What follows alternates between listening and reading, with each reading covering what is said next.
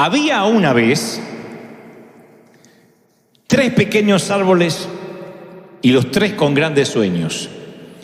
El primer árbol soñaba con ser tallado de manera de cofre, hermoso y bien ornamentado, para en su interior guardar el tesoro jamás visto por el mundo. Me gustaría transformarme en un cofre de madera que pueda acoger joyas, piedras preciosas o esmeraldas, decía. El segundo árbol soñaba con ser convertido en un gran buque, en un gran barco, pero de los grandes, que navegara los 7 mares, los 7 océanos. Iré por el mundo y recorreré los sitios más inhóspitos. Seré un transatlántico importante, soñaba. El tercer árbol no quería alejarse de su hogar.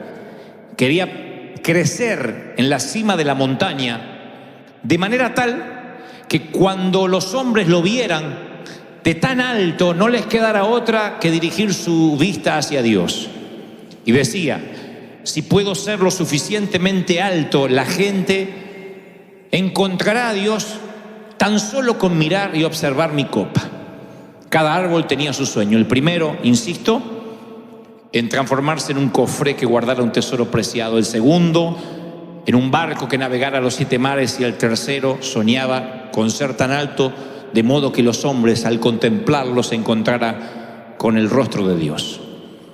Con el pasar del tiempo, los árboles olvidaron los sueños, pero ya no eran retoños como cuando soñaban, sino que se convirtieron en árboles fuertes.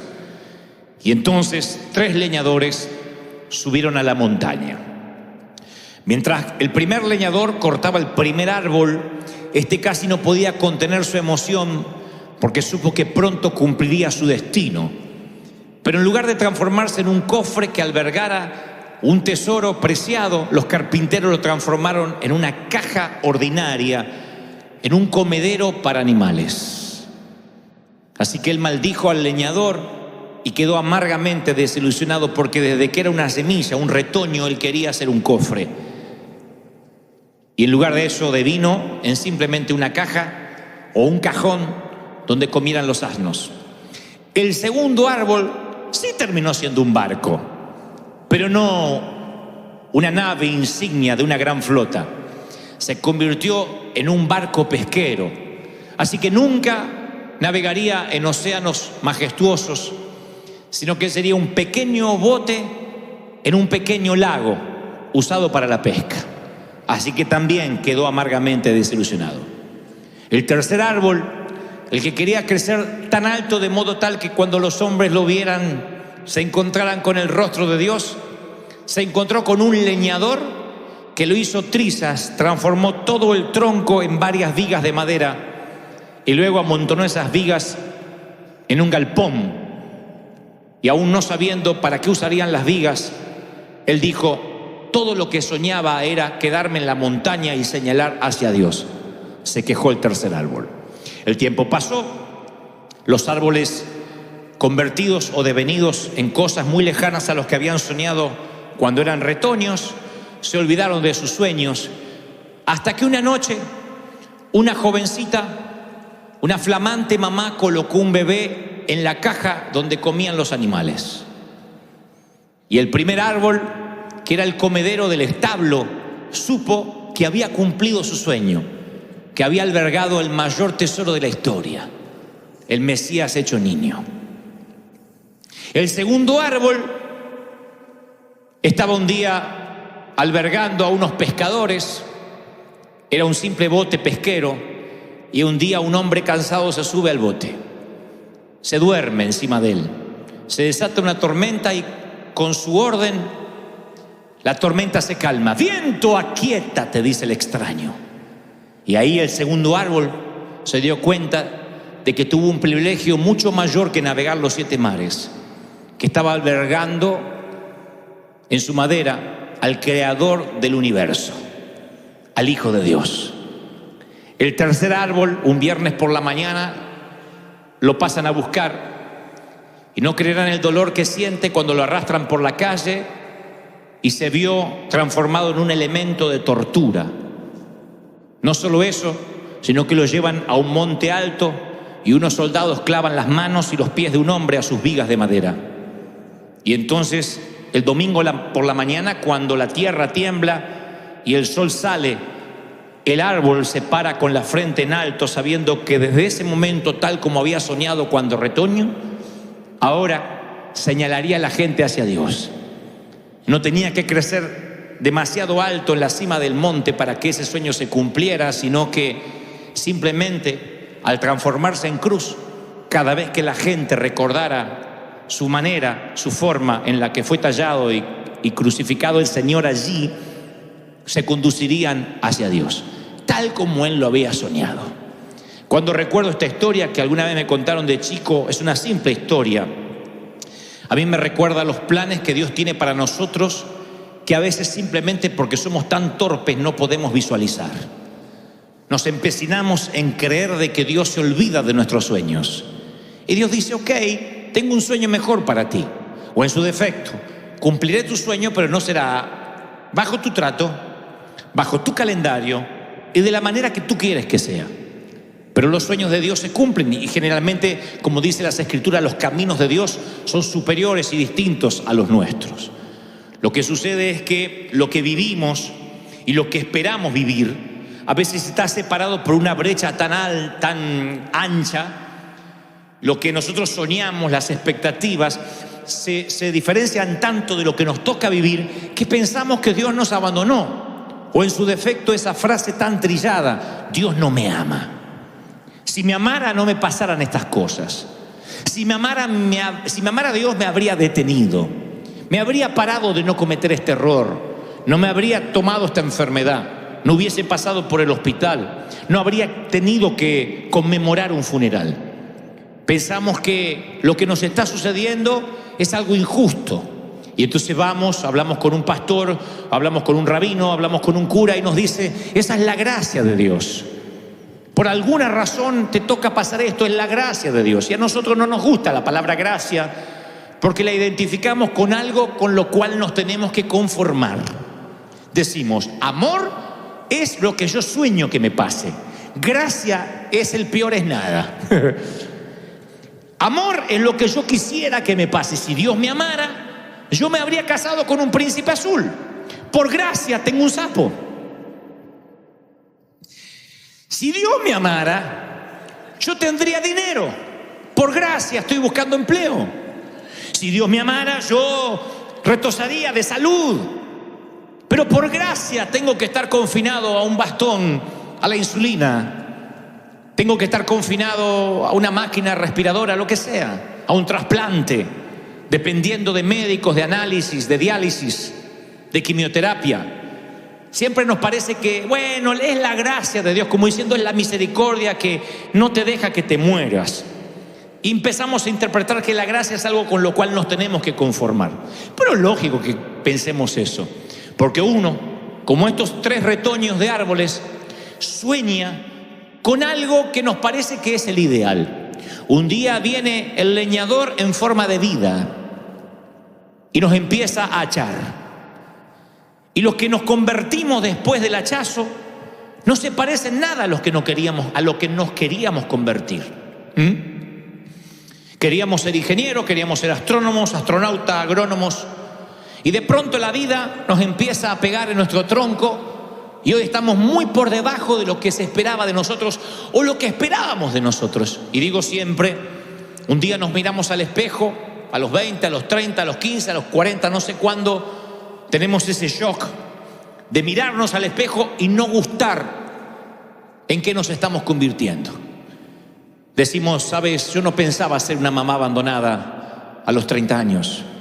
No pensaba ser una mujer sola. Otros dicen, yo no tenía planificado a los 40 y tantos tener una quiebra financiera, estar en deuda, tener tarjetas con intereses galopantes. Otros dicen, yo no había planificado estar enfermo a esta edad de mi vida. Yo no tenía planificado una operación, una intervención quirúrgica de urgencia. Un montón de cosas que a veces llegan a nuestra vida y como los árboles nos quejamos. Uno, porque lo transformaron en un comedero de animales. El otro, porque en lugar de ser un gran navío de una flota insignia, es un barco pesquero. Y el último, porque simplemente son vigas de madera esperando transformarse en elementos de tortura. Pero los 3 árboles en algún momento cumplirán un sueño majestuoso, un sueño más grande que lo que ellos tenían. En la vida es exactamente igual. Hay un momento que no nos gusta lo que nos está pasando y entonces decimos: Dios me dejó de amar. Claro, porque nuestros tiempos no son los tiempos de Dios. Si pudiéramos ver nuestro futuro, estaríamos en paz. Pero Dios no deja eso librado al azar. Más de una vez las Escrituras dicen: no te preocupes por el mañana. Bástate el día con el afán de hoy. Mañana no te preocupes por lo que vas a comer, ni por lo que te vas a vestir. Lo dice como un papá. La Biblia te lo dice tal cual, con esas palabras. No es metáfora, es literal. No te preocupes por cómo te vestirás mañana. Ni Salomón con toda su gloria, ni con su majestuosidad se viste como los lirios del campo. Y si los lirios del campo, si los pajaritos no les falta el nido porque Dios vela por ellos, ¿cuánto más por ti? Preocúpate por el hoy. Pero nosotros somos como el niño de 7 años que nos dice: papá, no puedo tomar mi cereal porque no sé cómo cotizamos en la bolsa hoy. No sé cómo está el petróleo, el eurodólar. Estoy preocupado por las Naciones Unidas. Tú le dirías: no te preocupes, está por encima de tu edad. Está por encima de tu nivel de comprensión y por encima de tu nivel de preocupación. Bástate hoy, toma el cereal, disfruta, y lo que tienes que hacer es portarte bien y no traer una mala nota en matemáticas. Es toda tu responsabilidad. Dios es igual, conforme la edad, conforme la preocupación que te puedes permitir, conforme la ansiedad que te puedes permitir. La ansiedad es parte de la vida, pero cuando te empiezas a preguntar qué va a pasar en 5 años y en 6 años y qué va a pasar con mi vida, cómo voy a llegar a viejo, y esa empieza a ser tu vida. Está bien que seas precavido, pero cuando tu vida está más allá de lo que está pasando hoy, puedes caer en el error de perderte el hoy. Y el hoy no regresará. Jamás viviremos un día como hoy. Nunca más. Jamás. Y hay gente que se lo pierde. Se pierde sus hijos, se pierde su pareja, se pierde el amor, se pierde el servir al Señor, porque está preocupado: ¿qué va a hacer el leñador con ellos? ¿En qué me va a transformar? ¿Y qué voy a hacer? ¿Y en qué Dios me va a usar? Y se pierde esta temporada. Por eso Salomón divide la vida en 28 temporadas diferentes. Y las 28 tienen su importancia. Dice: tiempo de reír, tiempo de llorar y llorar. O llorar argentino. Tiempo de sembrar y de cosechar. Tiempo de gritar, tiempo de abstenerse de gritar. Cada temporada tiene un significado. Algún día les predicaré sobre cada una de ellas. Y verán que Dios dispuso mínima 28 temporadas para disfrutarlas, para vivirlas o para procesarlas. Estás en luto, es el tiempo de luto. Procésalo. No te apures en reír. Habrá tiempo de risa. Te estás riendo, no te empieces a amargar. No hagas como las madres de antes. El que mucho se ríe, pronto llora, decía la vieja. Y te amargaba la risa. Mamá tenía un pronóstico de amargamiento. No sé por qué las madres le temen a la felicidad. La mucha felicidad las pone nerviosas. Mucho griterío ahí afuera. Estamos jugando más. Sí, alguien se va a romper la cabeza. Alguien se va a terminar mal. Yo sé cómo termina esto. Sigan jugando y riéndose como bobos. Ya se van a romper la cabeza. ¡Bum! ¿Qué dije? ¿Una necesidad de ser profeta veraz tiene? Ahora, cuando esas cosas pasan, cuando esas cosas suceden, cuando nos toca una temporada y no la podemos disfrutar o no la estamos viviendo bien, nos podemos perder el presente por esperar el futuro, por esperar lo que va a pasar mañana. Y este es el día que ha hecho el Señor. Dile al que está a la derecha y a la izquierda: este es el día que ha hecho el Señor. Dile: vamos, sacúdalo, diga: este es el día. Disfruta tu día. Este es el día que ha hecho el Señor. ¡Aleluya!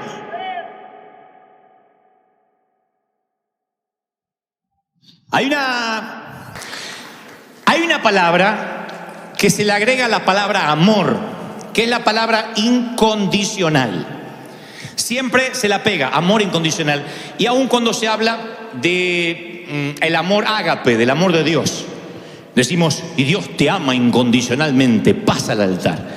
Pero la Biblia no aparece incondicional pegado al amor de Dios. No porque el amor de Dios no lo sea, pero al pegarlo de una manera como implícita, como que si ese amor de Dios es incondicional, podemos caer en el error de faltarle el respeto a la palabra. O sea, de no darle la importancia que se merece. Como cuando un matrimonio dice, ¿tú me amas? Sí, si no, no estaría contigo, ya te hubiese dejado hace tiempo. No es lo que esperaba oír. ¿Y por qué me amas? Y qué sé yo. No tengo ganas de pensar por qué te amo.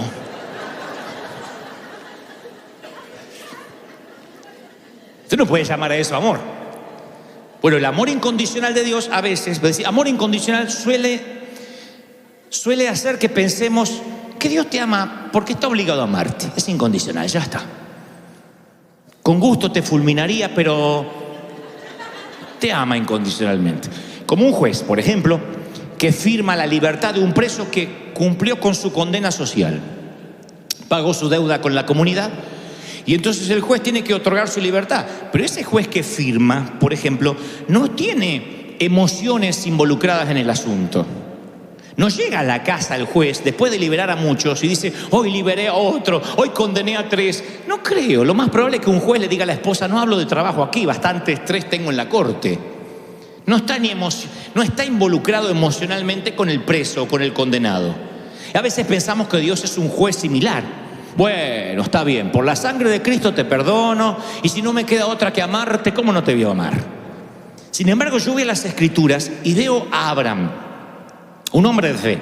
Dice Abraham, el padre de la fe. Miren el nombre que le dan al profeta, el apodo, padre de la fe. ¡Ja! Si la fe tuviese paternidad, este es el hombre, el que le da el apellido a la fe. Abraham es igual a fe. Pero voy a la vida de Abraham y para salvar su pellejo miente, no una vez sino 2, en un lapso de varios años. Para salvar su pellejo miente respecto a su mujer, entre otros errores que cometió. Sin embargo, Dios dice, es el padre de la fe. Moisés mata a un hombre, un asesino. No va a la cárcel, se esconde. No obstante, además de eso, un día desobedece a Dios públicamente. Y después Dios lo honra apareciendo en el monte de la transfiguración junto al Señor, al lado de Elías. Y Moisés, para los judíos, para los mesiánicos, para todo el mundo, Moisés es el prócer de la Biblia. David comete adulterio, tapa el adulterio con un asesinato. Dios de alguna forma protege su linaje familiar hasta la aparición de Jesús, que le dicen hijo de David. No es el hijo del adúltero, no es el hijo del asesino, no es algo que no lo nombren más. No, hijo de David. Pedro niega al Señor y después diría el Señor, sobre ti edificaré mi iglesia, te usaré para dirigir la iglesia. Vas a la lista de los héroes de la fe de Hebreos 11 y descubre los muchachos que hay ahí. Y la verdad que son algunos bastantes delincuentes de lo que hicieron. Ustedes los leen todos así, claro. Uno lo puede leer con una voz engolada, una voz de locutor. Ahí está David, ahí está Jefté. Jefté era un huérfano que mató un montón de gente. Rahab era una prostituta. O sea, uno le puede leer la Biblia de manera aséptica, higiénica, limpiar todo lo que nos suena fuera de la religión y leer con esos nombres y con esa postura de gente pura. Pero no eran gente pura. Era gente que Dios amó, no incondicionalmente, bueno, lo tengo que amar a este Moisés, con un amor tenaz, con un amor intencional. Por eso me preocupa cuando alguien con desdén dice, bueno, Dios te ama igual, porque le hemos quitado la fuerza original y hemos hecho un Dios anémico, desapasionado para amarnos. Cuando uno no le cae la moneda de cómo lo ama Dios. Bueno, Dios me ama porque estoy en la iglesia River y porque me tiene que aguantar.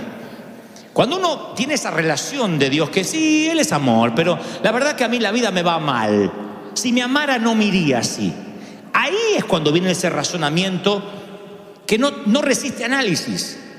Decir, no, si me amara no tendría que pasar esto. Claro, cuando vino el tornado a nuestra vida y deja una estela de devastación, Cuando la vida se nos cae de pedazos, enseguida decimos, ¿y dónde está Dios? Si Dios me amara, no me pasara esto. Porque no entendemos lo que es el amor de Dios. Creemos que Dios nos ama si se cumple mi deseo de árbol. Si yo me transformo en ese cofre para guardar perlas, entonces Dios me ama. Si soy un barco que navega los 7 mares, entonces Dios me ama. Si me deja crecer alto de modo que cuando los hombres vean mi copa dirijan su vista a Dios, entonces Dios me ama. Si no, Dios no me ama. Y entonces Dios tiene una respuesta a eso. Dice, no, yo te voy a contar cómo funciona esto de que te amo o no te amo. Dios es un padre, piensa como una madre, como un padre, con amor paternal. ¿Cuántas madres nos han dicho, no comas dulces antes de cenar? ¿Te lo han dicho? También como otras tonterías, no comas sandía y te metas en la alberca porque te crece no sé qué en el estómago y te inflas así como si tuviera cerveza adentro. Había mitos, pero después había cosas reales que la madre solía ver con anticipación. No salgas desabrigado porque después te agarras un resfrío. Y uno tomaba esas restricciones, esas órdenes como no me ama. Me tiene harto la vieja. Me quiere controlar, y eso que no había celular en nuestro tiempo, pero te controlaban telepáticamente. Vos sentías la voz de tu madre adentro de la cabeza. Empezaba a llover, estabas sin el suéter y tu madre adentro te decía, te lo dije, te lo dije, te lo dije.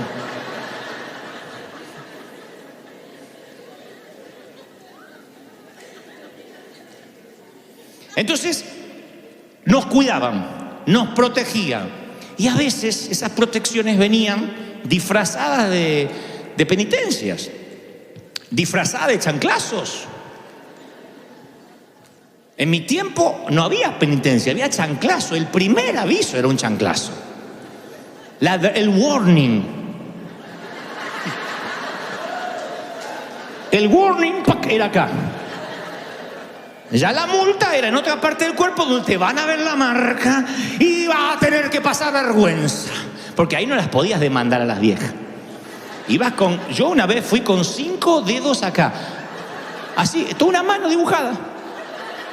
¿Y ahora qué digo? Dígale, traje una mala nota y por eso tengo la mano de mamá en la cara. Va a pasar vergüenza encima. Más paso vergüenza yo. Así era la madre antes. Yo no lo podía entender. Ahora, ella no me odiaba. Yo sé, me consta lo que me amaba. Pero ella entendía que para poner un hombre de bien, con la psicología tal como la entendía, con la pedagogía que había en ese tiempo, había que hacer lo imposible, aunque duela. No estoy haciendo apología a golpear ni a pegar. No me saquen de contexto en los tiempos modernos. El pastor dijo que hay que dejar los dedos marcados. No, estoy contando mi experiencia. En eso entonces ni se nos ocurría pensar que era la manera en que nos estaban odiando. Mamá nos decía, me duele más a ti que a mí. Mentira, yo tenía la nalga como un mandril, pero le dolía a ella. A mí me duele más, decía. Y se iba la vieja. No le dolía, a mí me dolía.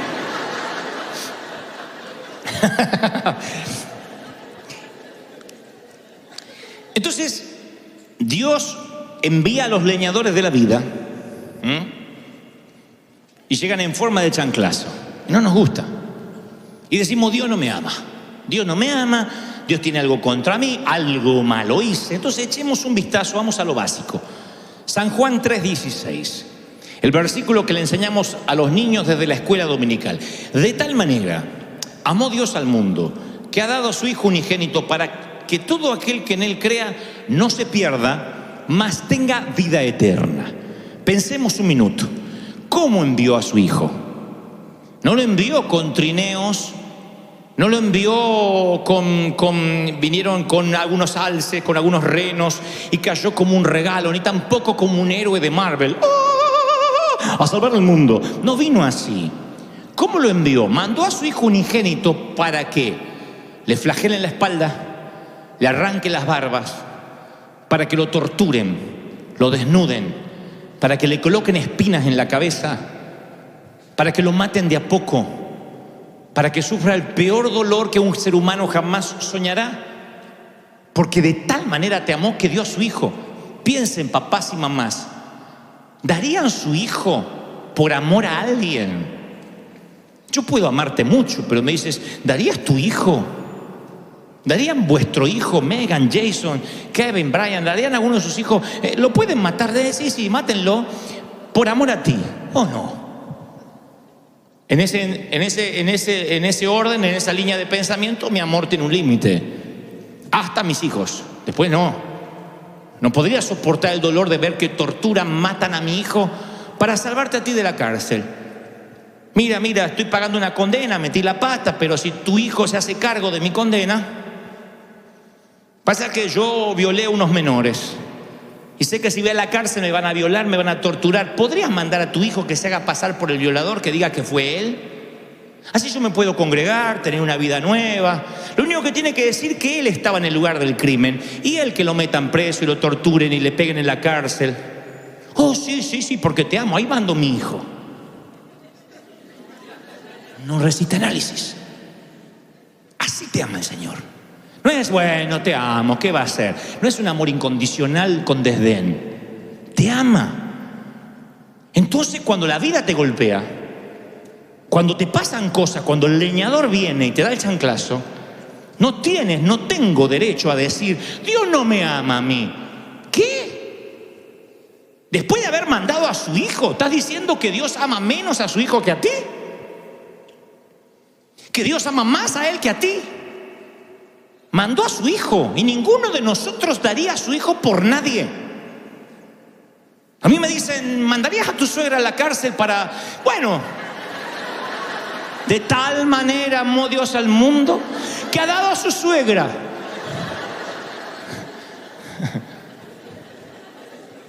Ya, mátenla.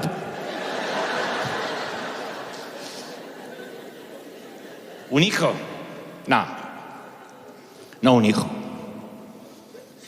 Quienes tenemos hijos sabemos lo que se siente por un hijo. No es el amor, ni siquiera filio, no es el amor erótico, es un amor que no puedes definir. Las madres tienen en su vientre 9 meses gestando un hijo y ya lo aman sin conocerlo, sin saber cómo luce. Porque una ecografía no le hace justicia. Y luego lo amas y ese hijo es un hombre de bien o un hombre de mal, pero tú lo amas. Y Dios dice, así es mi hijo y lo di por ti.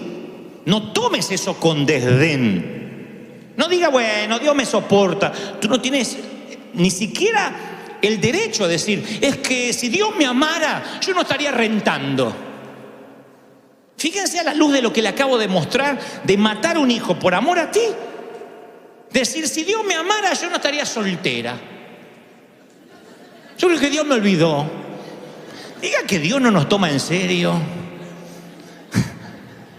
Porque si Dios nos tomara en serio, es que yo no entiendo por qué se me murió mi perrita. Yo digo, Dios me está contra mí. Yo creo que Dios dice, no tienes idea lo que yo hice por ti. Cuando tú dices, realmente Dios me ama en la cruz, dice, no. ¿Cómo vas a decir que no te amo? ¿Cómo semejante sacrificio fue en vano? Y como los árboles de la fábula, la mayoría de nosotros no sabemos qué plan tiene.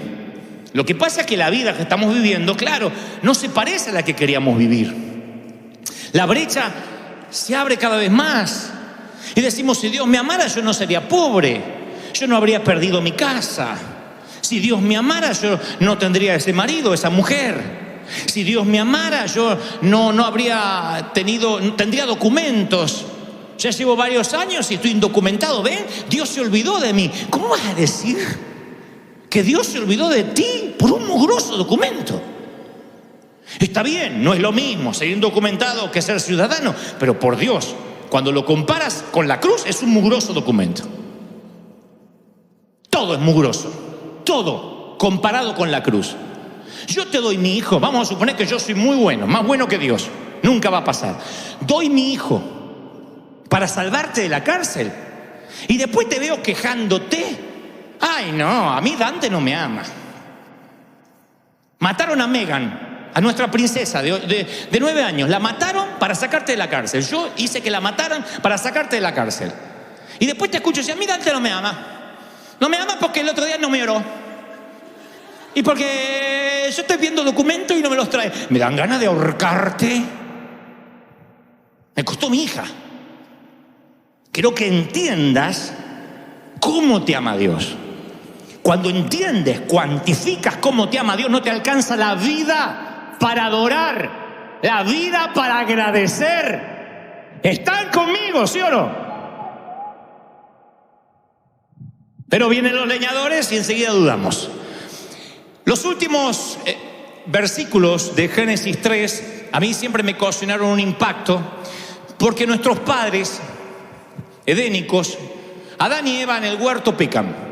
Eva toma el fruto prohibido del conocimiento del bien y del mal, engañada por la serpiente, le hace comer al esposo.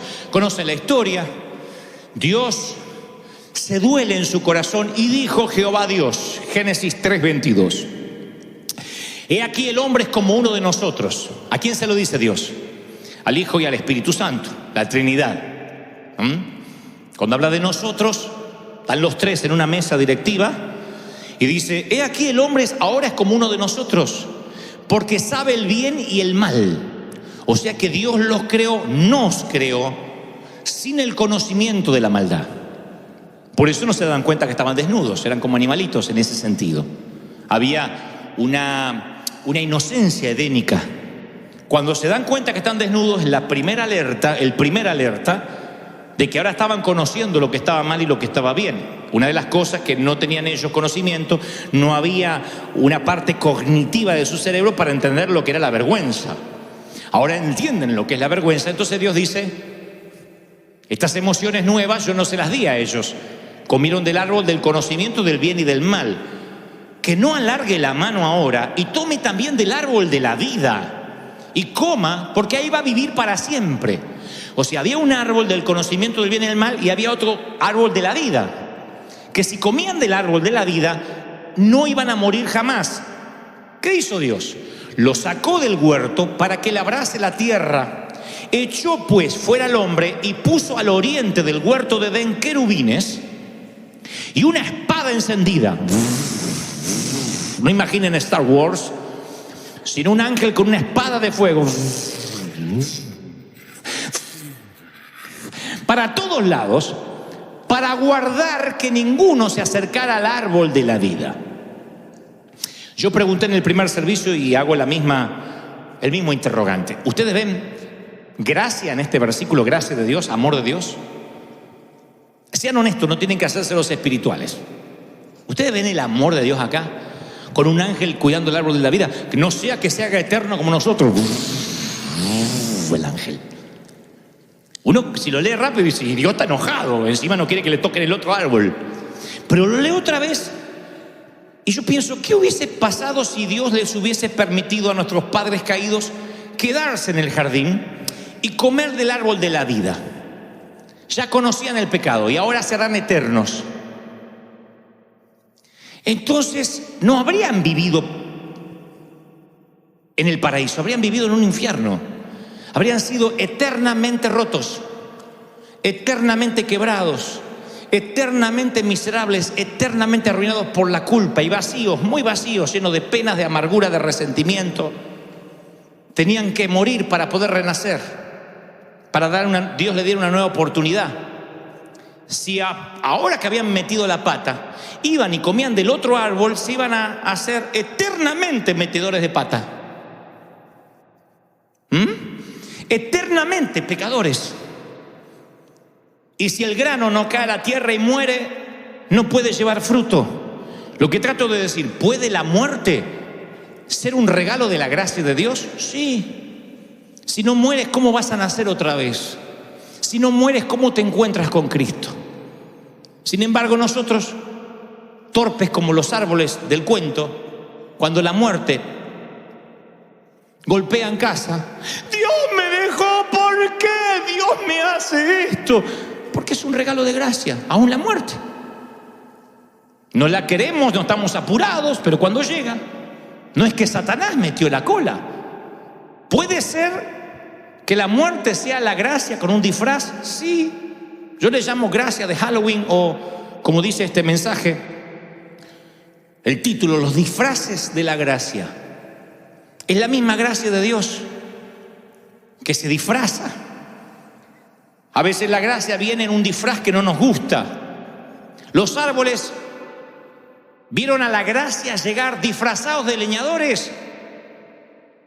Y el leñador que convierte a uno de los árboles en vigas y los amontona en un galpón, ese árbol convertido en vigas, que terminará siendo una cruz, maldice al leñador, no sabiendo que el leñador viene enviado por Dios, disfrazado de leñador, con un plan diferente al que tú tendrías para tu propia vida. ¿Tiene sentido lo que trato de decirte? Eso es la vida. Son disfraces. La palabra dice que es la multiforme. Pedro dice es la multiforme gracia de Dios. Multiforme. Hay versiones que dicen la gracia de Dios en sus diversas formas. Hay algunas que son conocidas. La gracia nos justificó de los pecados, dice Romanos. La gracia nos da consolación eterna. La gracia nos da esperanza, dice Pablo a los tesalonicenses. En cada caso la gracia lleva un disfraz levemente distinto. Pero la gracia no siempre tiene la apariencia que esperamos. Contaba en el servicio anterior que hace muchos años me empezaron a llamar para que yo tuviera el protagónico de una novela. ¿Sí o no? Era así. Entonces me dijeron, queremos que seas el actor de una novela. Una novela que se iba a emitir, se llamaba El Capo. Su personaje...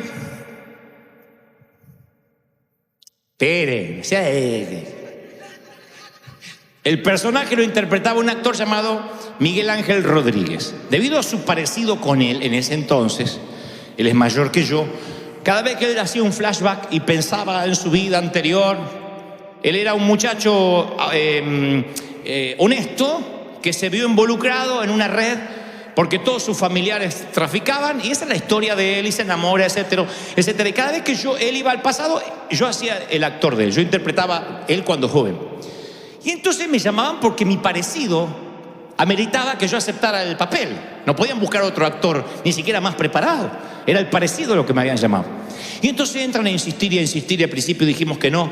Y después el mismo gerente dice, a ver si nos entendemos. Cualquier actor moriría por un protagónico en prime time, en horario estelar en la tele. Nunca actuaste en la tele y yo te estoy dando un protagónico y me estás diciendo que no. Yo le decía, déjame, Señor. Te confieso, yo quería hacer un cofre ornamentado para meter perlas, un barco que navegue los 7 mares o un árbol tan alto que la gente, cuando me viera crecer, viera a Dios. Y Dios dijo, no. Si te voy a usar, va a ser en forma de comedero. Si vas a hacer un barco, vas a hacer un pesquero. Y si quieres que la gente vea a Dios a través de ti, vas a ser en forma de cruz. Vas a ser un embajador mío, yo te voy a usar, te voy a bendecir. La gente verá a Dios, pero porque tu vida estará crucificada en mí. Tu vida pasará por la gracia. Si yo hubiese aceptado ese papel, el destino se habría bifurcado. Estoy seguro. Tal vez sería muy famoso. Pero yo no habría vivido lo que vivimos. No habría experimentado la gracia de Dios. Y yo cuando sentí que Dios no me permitió, dijo, no está en mi voluntad, y la oferta era tentadora, no me gustó el disfraz con el que vino esa gracia. Yo quería un plan. Si Dios me hubiese dicho, mira, tú en tantos años vas a hacer tal cosa, en tantos años yo te voy a usar acá y vas a escribir libros, yo hubiese dicho, bueno, ok, acepto no estar en la tele. Pero Dios no explica nada. Cuando el leñador viene, ¡tac!, al galpón, ¡tac!, al comedero, ¡tac!, bote. Y no te explica. Y al no explicarte te llenas de ansiedad. Dios me abandonó, Dios no me ama. Juan dice, el Padre está lleno de gracia y de verdad. Juan 1:14. No quiso decir que a veces tiene mucha gracia y poca verdad, y a veces tiene mucha verdad y poca gracia. Él siempre dice la verdad, y Él siempre viene con gracia. Y la gracia que Él trae a veces puede lucir muy diferente entre una situación y otra. La gracia vino a la catedral de cristal en forma de quiebra, no en forma de bendición. ¿Cómo yo habría escrito la historia de nuestra iglesia si yo hubiese podido ser el autor?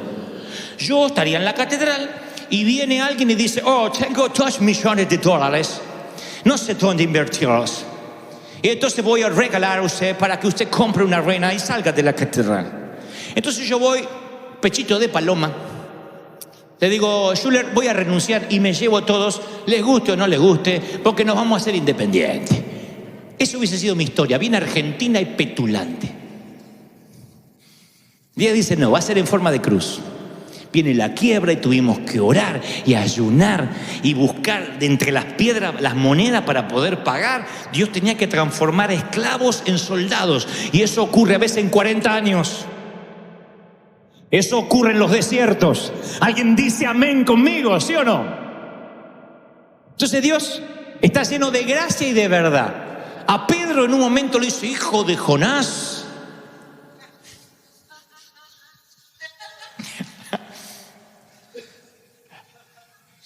Tú esto no lo sabes por tu propia boca. No te lo ha revelado ni carne ni sangre. Y Pedro se agranda. Al tiempito después, creo que por la cronología bíblica, porque le dice: esto no te lo reveló ni carne ni sangre, se lo dice en Mateo 16, 17. Después, al poquito tiempo le dice: vete de aquí, Satanás, a Pedro. Me eres de tropiezo porque no pones la vista en las cosas de Dios. Del bendito seas al quítate delante de mí, Satanás. Yo digo: uy, tuvo un mal día Jesús, un desfasaje hormonal. La primera frase está cubierta de gracia, la segunda no. No, son 2 tipos de gracia, son 2 tipos de situaciones diferentes, necesitando gracia diferente. Yo recuerdo momentos muy tiernos con mi mamá, que me decía chiquito y me tocaba la cabeza y me cosía el botón que me había caído, y para mí eran los momentos de ternura. Y después la vieja con el chanclazo, en una me amaba y en otra me odiaba. O tengo que creer que eran diferentes tipos de gracia conforme la situación. En una necesitaba que me cosan el botón, en otra necesitaba que me dejen la nalga como un mandril. La vida, a veces vamos a sentir las correcciones. No desmayes cuando eres disciplinado con Él, porque Dios al que ama, ¿qué dice? Disciplina. Y hay cosas que nosotros entendemos por rigor. Ojalá entendiéramos por la buena. Y no me miren con cara como diciendo: yo sí entiendo por las buenas. No, porque eres como yo. Hay cosas que las entendemos con rigor. Hay cosas que se nos marcan a fuego con fuego. Y hay cosas que Dios nos habla tiernamente y la entendemos, pero cuando se trata de decisiones, cuando se trata de cambios, Dios nos tiene que mover a veces el nido. David Cho cuenta en un libro maravilloso llamado justamente Maravillosa Fe, que los pichones de águila no vuelan por sí mismos, y las madres saben que eso ha de ocurrir, porque el nido es muy confortable. Y los pichones de águila podrían quedarse ahí hasta ser adultos. Muchos padres saben de esto. Es tan confortable el nidito que el nene con 44 no vuela. Vamos a volar, a volar.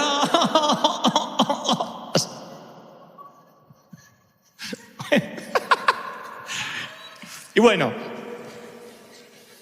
entonces, ¿qué hace la mamá águila? Arma el nido con espinas. Espinas, espinas, espinas, espinas, espinas, espinas. Y sobre las espinas le hace un colchón cómodo, con paja, con barro, para que no sientan las espinas.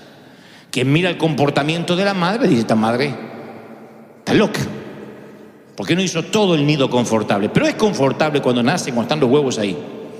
Cuando los pichones nacen y son chiquititos, los alimenta, ellos están confortables. Y después, ustedes pueden ver esto en YouTube de reprise que hay de documentales de la National Geographic. La madre con el pico los empuja a volar, porque ya ve que tienen alas y tienen que lanzarse desde los picos más altos de las montañas. Y los pibes no quieren saber nada. No, que esté esperando la voluntad de Dios. que no siento paz, que acá siempre hay comida caliente.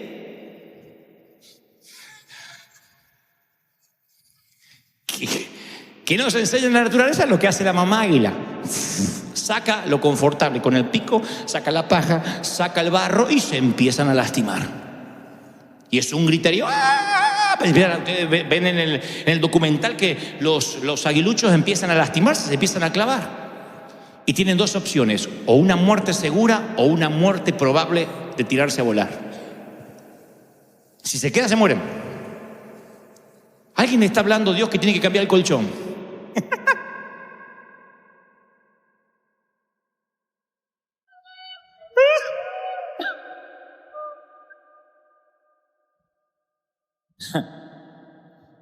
Ante una muerte segura y una muerte probable, algunos mueren, algunos no quieren volar y prefieren morir ahí. El 80%, si hay 6, por lo menos 2 o 1 mueren, el resto se larga. Y los pueden ver que no saben volar. ¡Pum! ¡Pum! Y se empiezan a pegar contra los picos, pero la necesidad de vivir hace que empiecen a planear y empiezan a volar. Y ahí descubren que son águilas. La madre lo sabe, el instinto natural es que ellos no volarán por sí solos. ¿Los ama poco esa madre? ¿O los ama mucho para que puedan volar su propio vuelo? ¿Dios te ama mucho? ¿Crees que te ama de tal manera que permitió que su hijo muriera por ti? Bueno, entonces no te sorprendas si la vida te empieza a clavar o a pinchar. Te ama. La mayoría de las cosas que nosotros hemos hecho fue porque se nos fue la zona de confort. De otro modo, todos somos cómodos. Todos. Dejamos de trabajar duro apenas nos sentimos un poco de comodidad. ¿No será que a veces las crisis son permitidas por Dios porque son disfraces de la misma gracia? Disfraces de la misma gracia que Dios nos ama. De manera tal que dio a su Hijo para que no te pierdas. Voy a las Escrituras y veo que Jacob anda con la cadera dislocada, peleando después de pelear con un ángel. Y ahí se llama Israel, príncipe con Dios. Veo a Pablo, el gran apóstol Pablo, y Dios dice: bástate en mi gracia, no voy a sanarte el aguijón que te abofetea. Voy a cada uno de los personajes, veo a los discípulos, cada uno contando con un dolor, con una herida, con una espina. Yo pensé que uno llegaba al evangelio y teníamos vidas perfectas, y resulta que no. Resulta que somos, como digo siempre, gente rota, no hay vidas perfectas. Resulta que el truco está en buscar los dulces más allá del disfraz. Más allá de lo que te haya tocado en la vida, tienes que encontrar los dulces, si no te vas a vivir amargando por boberías, por tonterías.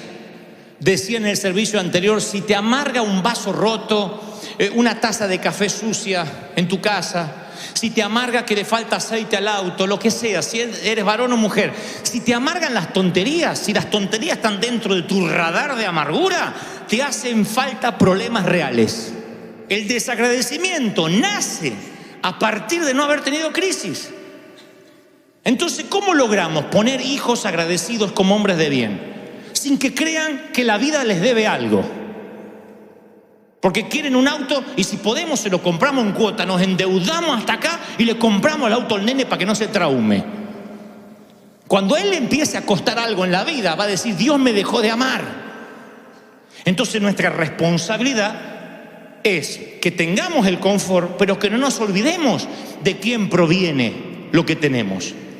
Nabucodonosor se llena de orgullo y dice: qué gran rey soy, miren todo lo que he logrado, y pierde la noción, pierde su juicio cabal, y por años queda como un antisocial, como un rebelde, como una bestia, pastando como un buey, dice la Biblia. Y él dice: mas recuperé la razón y tuve más gloria que antes. Cuando dice eso, uno dice: este tipo no aprendió nada. Pero luego dice: pero ahora sé de dónde proviene lo que tengo. Ahora sé cuál es la fuente de mi riqueza, y que Dios bendice al que quiere bendecir. Es el corazón agradecido lo que agrada a Dios. Ni la abundancia ni la pobreza. La abundancia no es que estás mal y la pobreza que estás bien, ni viceversa. Es reconocer de dónde proviene el favor que tienes. Y Dios dice, mientras que tú reconozcas de dónde viene el favor, yo te voy a bendecir, te voy a abrir puertas, te voy a dar. ¿Están conmigo? Ahora, ¿cómo nos fundamentamos en la vida? Voy a terminar. ¿Cómo nos fundamentamos en la vida? Entendiendo que las espinas, que los leñadores, son parte del trato de Dios. ¿Me vas a decir, piensas, que aquella muerte me dio algo, un valor agregado, aparte de dolor? ¿Estás por decir que mi divorcio de alguna forma me ayudó en algo con todo lo que tuve que atravesar? ¿Que aquel abuso fue permitido por Dios de algún modo? Bueno, no voy a responderte yo, dejaré que lo haga Pedro. Pedro dice, en su bondad, Pedro 5:10, primera de Pedro 5:10, en su bondad Dios te llamó para que participes de su gloria eterna por medio de Cristo. Entonces, después que hayas sufrido un poco de tiempo, te dará 4 cosas. Te restaurará, te sostendrá, te fortalecerá y te afirmará sobre un fundamento sólido. Lo diré otra vez. Después que sufras un poco, después que las espinas te lleven a volar contra tu voluntad, te restaurará, sostendrá, fortalecerá y afirmará. Y cada palabra que Pedro usa es un cuadro vívido que respalda lo que dice. Restaurará. La palabra en el original griego es kartasein. Es la palabra que se usa para remendar redes. La palabra que se usa para reparar una fractura. Dios dice, a través del leñador, yo voy a reparar el carácter que tienes. Va a remendar las heridas, las va a tapar. Se dice que el compositor inglés Sir Edward Elgar, en cierto momento escuchó a una niña cantar una de sus obras. La niña tenía un registro excepcional, una técnica casi perfecta. Y él dijo lo siguiente, es una frase acuñada por muchos músicos a partir de él. Él dijo, aunque canta bellísimo, no cantará asombrosamente hasta tanto alguien o algo le rompa el corazón. Y cuando la niña se transformó en una adolescente, en una joven, se enamoró y le rompieron el corazón, su voz mejoró notablemente, porque este compositor solía decir que el sufrimiento es una circunstancia que te agrega, te añade gracia, de modo que ninguna otra cosa en la vida te la podría agregar. Una persona que ha perdido seres queridos, sus ojos, luego del dolor, se llenan de dulzura y comprenden a otras madres que sufren lo mismo, la comprenden. El abrazo de alguien que sufrió, el abrazo empático de alguien que pasó lo mismo, no es igual que aquel que no lo pasó. ¿Has estado en un funeral? Cuando uno va a un funeral, el único abrazo que te calma es el que fluye la misma sangre que tú. Porque cuando está tu mamá en un ataúd, el único abrazo que logra que la tristeza amaine un poco es el abrazo de un hermano que dice mamá. Y para él también es mamá. No es lo mismo la vecina, ay, qué buena señora que era su mamá. No es lo mismo la comadre que no se visitaban en 30 años, ay, vine apenas me enteré, que las lágrimas de tu hermano, de tu hermana, que lloran el mismo padre. ¿Sí o no? ¿Qué se produce? Que tú te conectas mucho mejor a través del dolor que a través de la alegría, mucho mejor. El dolor conecta. ¿Saben por qué esta iglesia está tan conectada? ¿Saben cuándo esta iglesia estuvo lista para vivir lo que estamos viviendo? Cuando me dijeron esa frase, pastor, aunque no nunca nos dé techo el Señor bajo un árbol, vamos a seguir congregándonos si la presencia no nos deja. Ese día el sufrimiento nos hermanó. Y oigan, por eso los soldados, los veteranos de guerra defienden a los propios, porque estuvieron en la misma línea de batalla. Porque ahí no te hermana el uniforme ni la bandera, te hermana el sobrevivir y te haces hermano. Dicen que los lazos de los soldados que estuvieron en la batalla son más fuertes que la de un hermano, Por eso David y Jonathan se amaron tanto, porque compartieron batallas, y cuando tienes que poner espalda con espalda y pelear y defenderte, algo te hermana. Por eso Pedro dice literalmente, restaurará. ¿Cómo te restaura el Señor? A través del dolor te restaura, te hermana, te hace entender a los que sufren, te hacen que no te olvides de dónde saliste. Luego dice esterixen, la palabra sostendrá. Ahí la palabra esterixen es sólido, como el granito. Porque que te rompan el corazón provoca dos cosas: o que te desmorones o te hagas sólido. Pero no el corazón de piedra, sino que se te hace piel de rinoceronte y corazón tierno, no al revés. Y cuando se te hace sólido, ninguna cosa te voltea. Pedro dice, no solo te va a sostener, te va a fortalecer. Estenium es la palabra en griego. O sea, te va a llenar de fuerzas. Si tu llama es débil, viene un viento y la apaga. Pero si la llama está más o menos encendida, viene un viento y se enciende más. Los que hacemos asados argentinos lo sabemos. Viene un viento y enciende más, te incendia el asado. Pero si la llama es débil, te la apagó. Si tu vida es débil, si tu fe es débil, ay, me duele la cabeza, ¿no tendré un tumor? Se la apagó la poca fe que tenía la condenada. Y finalmente afirmará, temelium, que significa sentar los fundamentos. Te hace unos fundamentos. Cuando uno descubre las grandes verdades de la vida, de qué se trata el juego de la vida, te hace unos fundamentos. Apenas uno descubre de qué se trata el juego de la vida. Yo te voy a decir, la vida no es el juego de la oca. La vida, el juego de la vida es, el principio de la sabiduría es lograr mirar en perspectiva tu propia vida, hacer círculos y en esos círculos meter la gente importante, la menos importante, la que no te tiene que afectar, las cosas importantes, las cosas menos importantes, las que no te tienen que interesar. Diferentes círculos. Ese es el principio de la sabiduría. Cuando ustedes ven a alguien joven pero que parece sabio, no es porque tiene más dinero o más educación, sino porque trazó círculos, como hizo el Señor. Él tenía a los discípulos, a los 12, tenía a los 3, al 1, a los 3, a los 12, a los 40, a los 120, a las multitudes. Y cuando los fariseos le decían algo, no estaba en su círculo. Entonces su radar solo estaba ocupado de las preocupaciones reales, de aquellas cosas que se tenía que ocupar, no preocupar. Cuando uno se preocupa, la mente se divide literalmente en lo que va a pasar, en lo que pudo haber pasado, y te pierdes el presente. El secreto de la vida, insisto, es decir, a partir de ahora mi vida es todo lo que tengo. Tengo que servir a Dios, tengo que valorar a mis hijos, tengo que amar a los míos. No me voy a preocupar por boberías.